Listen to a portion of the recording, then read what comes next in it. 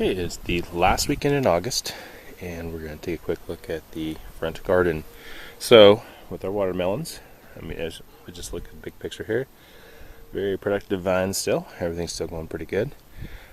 Each of the watermelons, so we have 3 plantings, each have 3 melons. We took one of the ones from the far side there yesterday. It was delicious.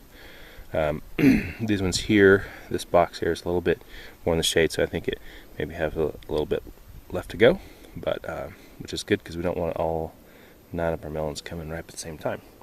Anyway, they're doing well. The watermelon vines aren't not nearly as productive as the squashy vines, but everything's still looking good. The butternut, I counted them yesterday. I think there's about 10 or 11 or so. As you can see, they're all over there and there and there. And a big one up there. So, and a giant one there. And they, of course, will grow all the way up until frost kills the vine, and then we'll take the plant, or the fruit in, let it cure up, and then have it for several months in the winter. Hence the winter squash. So, anywho, that's it. It's, like I said, about 10 or 11 or so. And actually, I just saw this morning there's another one more forming because there's one right there. So we could definitely have over a dozen here, which is pretty fantastic.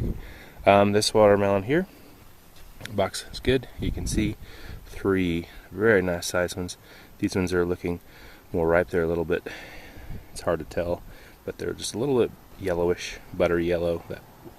Between the dark green and the white, they're turning a little yellow there. I think that's definitely their cue to being ready. And the pumpkins still super productive. Starting to get some spots, some mildew, moldy, whatever fungus, but still doing good. I counted, I think 8 or 9, maybe 10 pumpkins.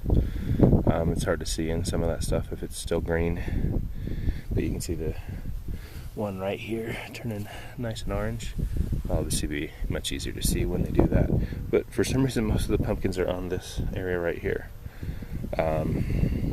It's just kind of a little odd, but there's 1, 2, 3, and then 4, 5, 6, 7, all right in this 4-foot square area, even though it goes over there, there, and then there. Not sure why that is exactly, but anyway, so we're gonna have plenty of pumpkins. And then we took the watermelon that was here and then ate that, and it was good. And then the second and then the third one for each for this box was right there. So we'll be taking this guy there for sure. He's definitely ready. He's definitely turning, like I said, that white part's turning yellow on the rind, so he'll be good to go. Maybe eat him today. So, and then our corn is still here, and it's probably getting pretty close to being ready. So, even though we're gonna hit September this upcoming week, where our corn's definitely gonna be done here, and our melons will be in, and we'll just be waiting for the pumpkins to finish next, and the butternuts will be last of all. So, oh, and of course we have to take a look at our volunteer sunflower here, the one that wouldn't give up. This one is so incredibly fantastic.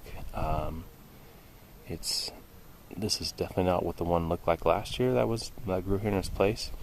This has way more heads on it, and I don't know exactly what that's about, but this is an incredible planting here. And you can see that the oldest head there's bees all around here, but the oldest head is pretty fat and starting to droop. And this one's next, and it's starting to droop, starting to fill out. But all the other ones, you can see them up there.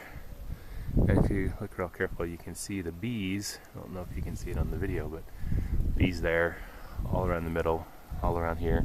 And you can actually see their little legs are covered with pollen. It's actually yellow.